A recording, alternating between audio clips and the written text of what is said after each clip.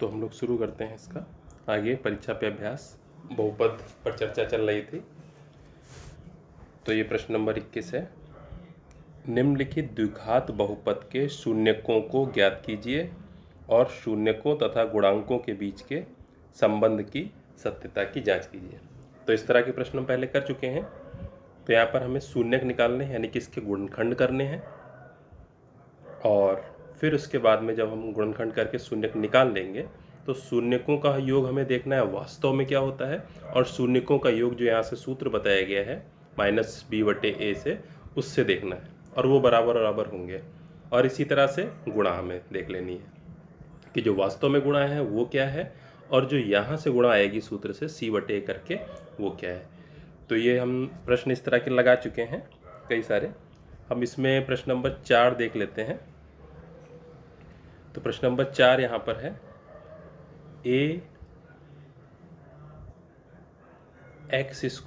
+ 1 -a² + 1 x, ये प्रश्न है।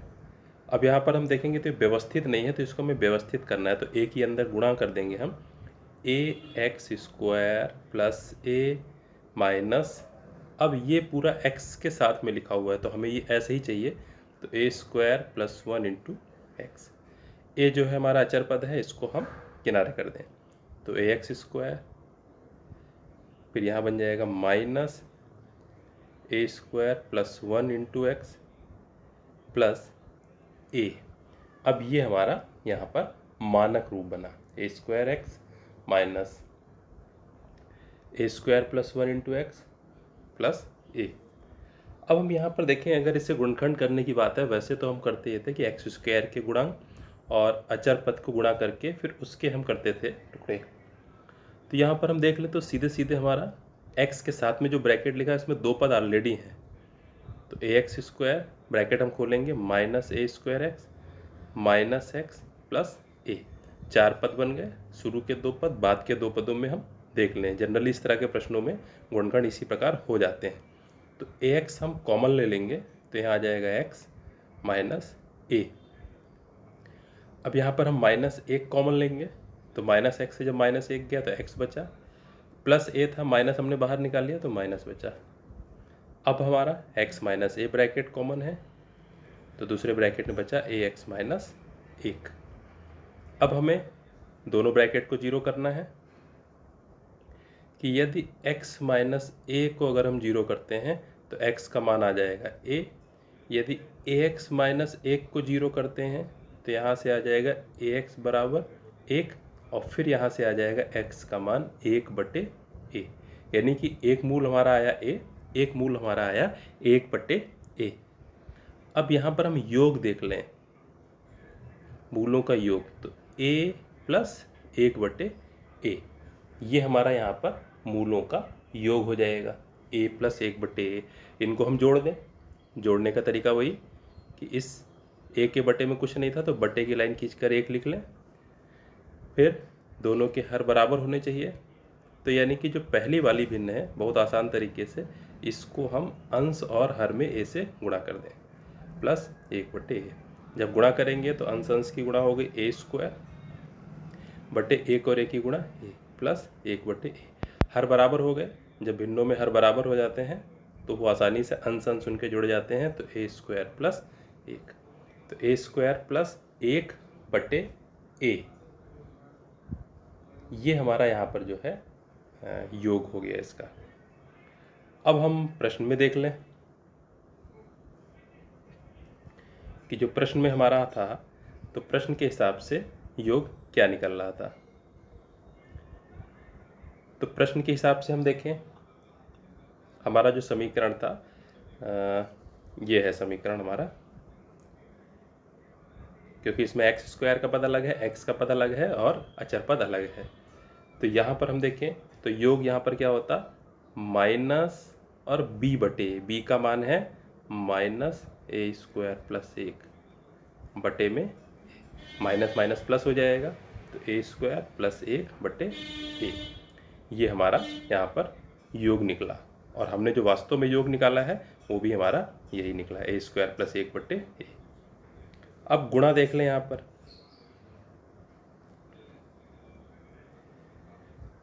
तो जो गुणा है हमारी, तो गुणा क्या हो जाएगी, 1/a गुणे ए और ए की गुणा, ए अंश में लिखा है, हर में लिखा है, तो इनकी गुणा 1 हो गई। अब हम वास्तव में गुणा देखें यहाँ पर क्या है, तो इस समीकरण में हम लोग देखें यहाँ पे, तो c/a गुणा होती है, c यानी कि अचर पद यानी कि a, और बट्टे में a यानी कि x² का गुणांक, वो भी a है, तो a कट जाएंगे तो आंसर आ जाएगा हमारा आंसर 1। तो इस तरह से हमने ये देखा यहाँ पर कि ये सत्यापित भी हो गया। तो जैसे ये लगा है इसी तरह से इसके जो है बाकी के प्रश्न भी लग जाएंगे। फिर अगला हम देखें, समीकरण दिया हुआ है, इसका एक शून्यक दूसरे का व्युत्क्रम है, तब के का मान ज्ञात कीजिए। अभी ध्यान रखेंगे यहाँ पर हम लोग व्युत्क्रम या रेसिप्रोकल मतलब उल्टा, कि अगर एक 5 है तो दूसरा होगा 1/5। उल्टे का मतलब, व्युत्क्रम का मतलब हुआ कि अंश का हर में और हर का अंश में बदलाव, अंश की जगह पर हर लिख दें, हर की जगह पर अंश लिख दें, तो ये व्युत्क्रम होता है।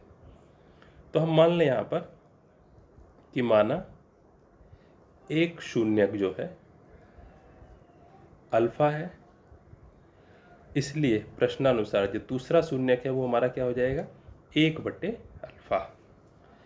अब यहाँ पर हम देखें, अगर हम जोड़ते हैं तो जोड़ से जो है आसानी से नहीं निकल रहा है जोड़ने में, तो अल्फ़ा प्लस 1/अल्फ़ा हम जोड़ेंगे अगर, तो अल्फ़ा प्लस 1/अल्फ़ा, फिर यहाँ पर हम अगर इसको सही से जोड़ेंगे तो एक भिन्न बन जाएगी जिसमें स्क्वायर भी आ जाएगा। तो हम क्या करें, यहाँ पर गुणा वाला लगा लें, दोनों मूलों की गुणा, तो अल्फ़ा इंटू 1/अल्फ़ा, मूलों की गुणा क्या होती है, c/a, c मतलब अचर पद यानी कि k, बटे a मतलब x² का गुणांक यानी 2। अब अल्फ़ा अल्फ़ा हमारे कट जाएंगे, अंश और हर में है, तो इधर बचेगा 1 बराबर k/2। हल करेंगे, तिरछी गुणा कर देंगे यहाँ पर, तो k की गुणा 1 से, 1 की गुणा 2 से, यानी कि k बराबर हमारा आंसर जो है वो 2 आ जाएगा। तो इस तरह से प्रश्न नंबर 22 हल हो गया। अब यहाँ पर लगाते समय यही गलती हो सकती है कि अगर हम जोड़ से निकालने लगे कि मूलों का योग बराबर, अगर हम निकालते हैं तो अल्फ़ा प्लस 1/, इसको देख लेते हैं थोड़ा सा, तो अल्फ़ा प्लस 1/अल्फ़ा और बराबर -b/a होगा, तो माइनस और -3/2, तो माइनस और -3/2। अब इसको हल करेंगे, तो हल करने में अल्फ़ा प्लस 1/अल्फ़ा बराबर 3/2 हल करेंगे।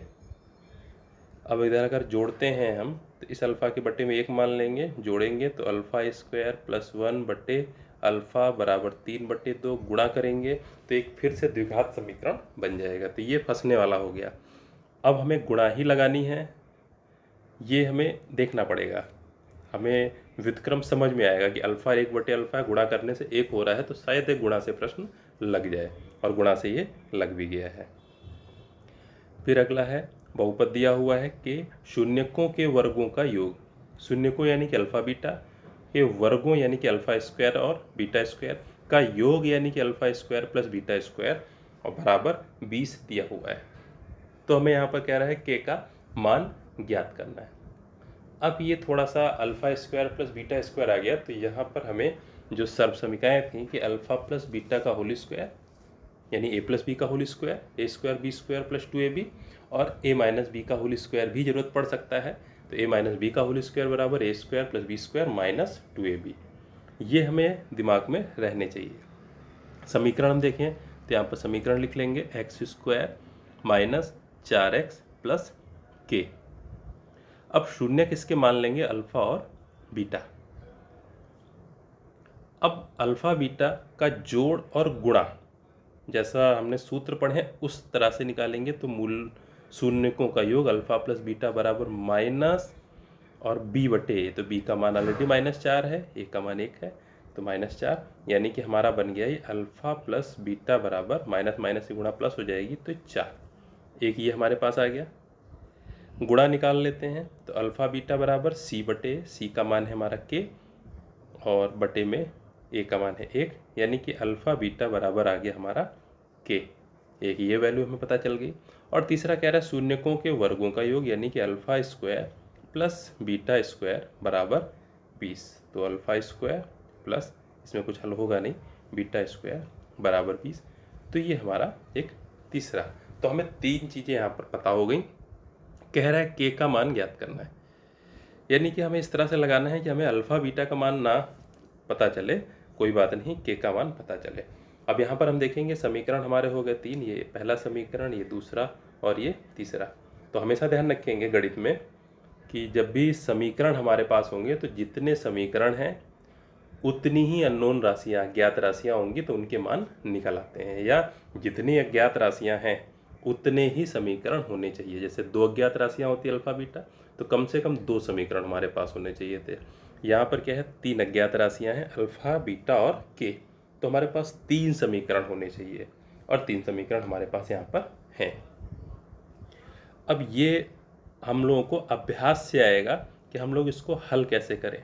तो यहाँ पर alpha square plus beta square है, तो यहाँ पर हम अगर होल स्क्वायर का फार्मूला लगाएं, अल्फ़ा प्लस बीटा का होल स्क्वायर पूरे का वर्ग बराबर alpha square plus beta square plus 2 alpha beta. अब ये सूत्र क्यों लगा सर्वसमीकरण, तो यहाँ पर हम देखें बाएं हाथ पर अल्फ़ा प्लस बीटा का होल स्क्वायर, तो अल्फ़ा प्लस बीटा का मान समीकरण 1 से पता है 4 है, रख देंगे। Alpha square plus beta square का मान 20, समीकरण 3 से पता है, रख देंगे। 2 इंटू अल्फ़ा बीटा का मान हमें के पता है, समीकरण 2 से रख देंगे। तो इसमें हमें सबके मान पता है, इसका भी मान पता है, ये भी मान पता है, ये भी मान पता है, इसीलिए ये सर्वसमीकरण यहाँ पर लगी। तो ये हमारे दिमाग की ट्रिक है कि यहाँ पर हमें अचानक से इस सर्वसमीकरण का प्रयोग करना पड़ेगा। तो सर्वसमीकरण हमने लिखी, अब हम सर्वसमीकरण में सबके मान रख दें। तो अल्फ़ा प्लस बीटा और पूरे की घात 2, तो अल्फ़ा प्लस बीटा का मान 4 है, तो 4 की घात 2। Alpha square plus beta square, इसका मान 20 है, तो 20 प्लस 2 इंटू अल्फ़ा बीटा का मान के है, तो के। अब इसको हम हल कर लेंगे तो आ जाएगा 16 बराबर 20 प्लस 2 के। पक्षांतर करेंगे तो 20 को जब इधर लाएंगे तो इधर है प्लस में, 16 की तरफ जाएगा तो माइनस में। पक्षांतर करने में ध्यान ही रखेंगे कि बाकी इसके अलावा जो भी चीज़ें लिखी हैं वो वैसे ही लिखी रहेंगी। 16 की जगह पर 16 माइनस 20 हो जाएगा, बराबर की जगह पर बराबर रहेगा, और प्लस का 2 के बचा, तो प्लस का निशान हम लगाएंगे नहीं यहाँ पर क्योंकि और कुछ बचा नहीं उसके साथ में। 16 में से 20 घटाया हमने, -4, तो -4 बराबर 2 के।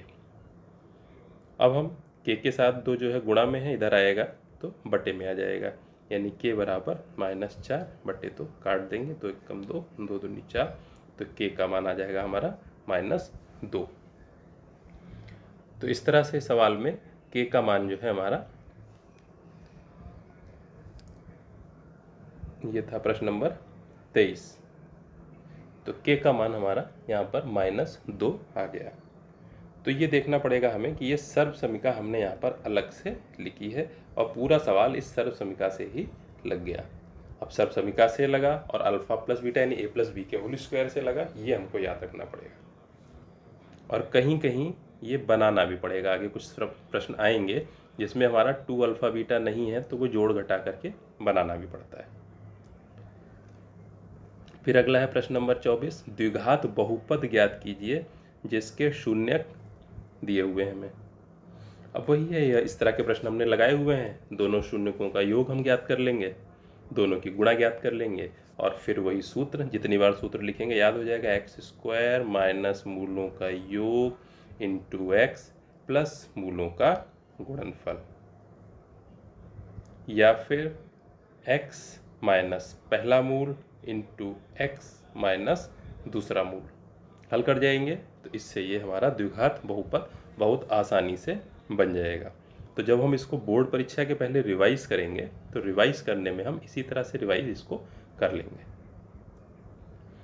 25, यदि द्विघात बहुपद ये दिया हुआ है के शून्यक बराबर हैं तो सिद्ध कीजिए कि सी और ए एक ही चिन्ह के हैं।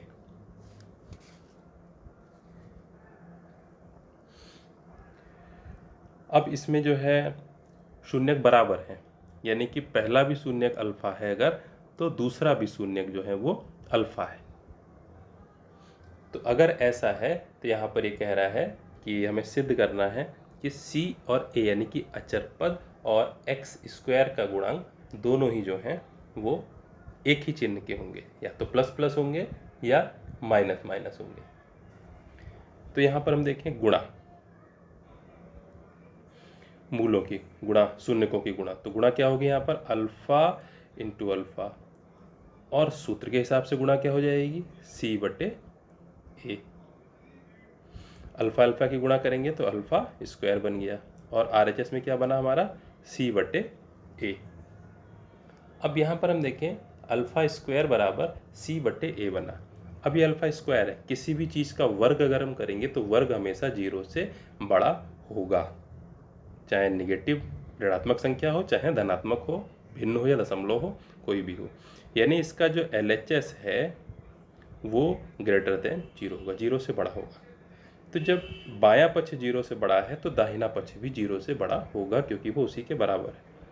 तो किसी भी संख्या का वर्ग 0 से बड़ा होता है, इसलिए अल्फा स्क्वायर ग्रेटर देन 0, इसलिए c बटे a भी ग्रेटर देन 0 होगा, यानी कि c और बटे a का मान 0 से बड़ा होगा। अब c बटे a का मान 0 से बड़ा है तो यहाँ पर या तो c और a दोनों ही पॉजिटिव होंगे, या c और a दोनों ही निगेटिव होंगे। अगर पॉजिटिव पॉजिटिव है तब तो 0 से बड़े हो गए, माइनस माइनस है तब भी माइनस माइनस जो है ऊपर नीचे कट जाएंगे, तब भी ये 0 से बड़ी संख्या आएगी। तो यही सब हमें यहाँ पर लिख देना है, और इस तरह से ये प्रश्न जो है लग जाएगा। फिर निम्नलिखित व्यंजकों में से कौन कौन एक चर में बहुपद है और कौन कौन नहीं है, कारण सहित उत्तर दीजिए। अब बहुपद में हमने देखा जो बहुपद होता है वो कुछ अचर पद लिखा होगा, x की घात लिखी होगी, फिर कोई एक चिन्ह होगा यहाँ पर प्लस माइनस कोई भी चिन्ह, फिर एक अचर पद होगा, फिर x की घात, फिर एक चिन्ह होगा यहाँ पर प्लस माइनस में से कोई भी एक चिन्ह, फिर अचर पद होगा, फिर x की घात, यानी x की घात ये n होगी, फिर उससे घटती घात होगी एक, फिर उससे घटती घात होगी। इस तरह से जो है घातें लगातार घटती चली जाएंगी, लेकिन जो घात हैं जो यहाँ पर हमारी वो हमेशा 0 से बड़ी होंगी, ऋणात्मक नहीं होंगी। तो यहाँ पर हम पहले वाले प्रश्न में देखें तो हमारा लिखा हुआ है x की घात 3 प्लस 1 बटे x स्क्वायर, जो है अगर हम x स्क्वायर को ऊपर लाते हैं तो घात जो है नीचे लिखी है हर में x की घात 2, अंश में लाने पर घात जो है ऋणात्मक हो जाएगी, x की घात -2 प्लस x की घात -1 प्लस 1। तो यहाँ पर हम देखें तो घातें ऋणात्मक हैं, इसलिए ये बहुपद नहीं है। दूसरा वाला, पहला वाला नहीं, दूसरा वाला बहुपद है। तीसरा वाला जो है ये भी ऋणात्मक है यहाँ पर घात, तो इसलिए बहुपद नहीं है। चौथे वाले में गुणांक से नहीं मतलब है, चौथे वाले में यहाँ पर हमारी घातें सही हैं, इसलिए ये बहुपद है। ठीक है, इसके बाकी बचे हुए प्रश्न हैं हम लोग फिर जल्दी से जो है अगले वीडियो में करते हैं।